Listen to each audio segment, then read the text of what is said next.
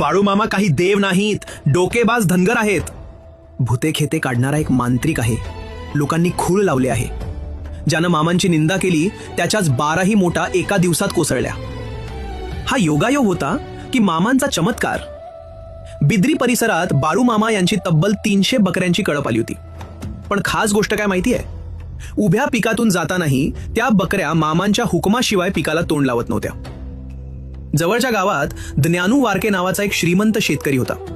12 मोटा, भरपूर शेती, पैसा, प्रतिष्ठा. पण मामांची वाढती कीर्ती पाहून त्याच्या मनात मत्सर पेटला. तो गावात म्हणत फिरू लागला, बाळूमामा काही संत नाहीत, डोकेबाज धनगर आहेत. भूते खेते काढणारा एक मांत्रिक आहे.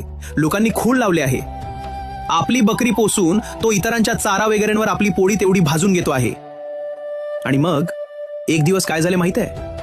एके दिवशी त्याच्या गड्यांनी मोटा जुंपल्या, मोटा भरल्या, परंतु तात्काळ मोटवण्या कोसळू लागल्या.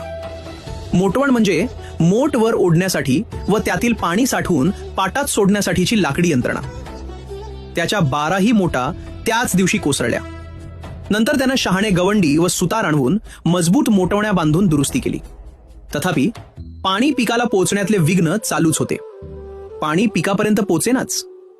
शेवटी मित्राच्या सल्ल्यानं ज्ञानू वारके थेट बिद्रीला आले. मामांच्या पाया पडले.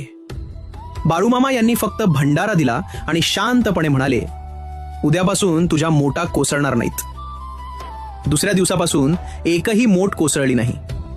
ज्ञानू वारकेंना मामांची थोरवी पटली. ते मामांचे भक्त बनले. ज्यानं निंदा केली तोच शेवटी शरण आला.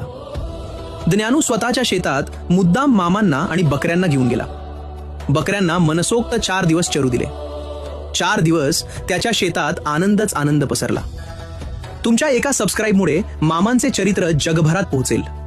या पुण्यकर्मात सहभागी व्हा आणि आत्ताच चॅनलला सबस्क्राईब करा. जय बाळूमामा.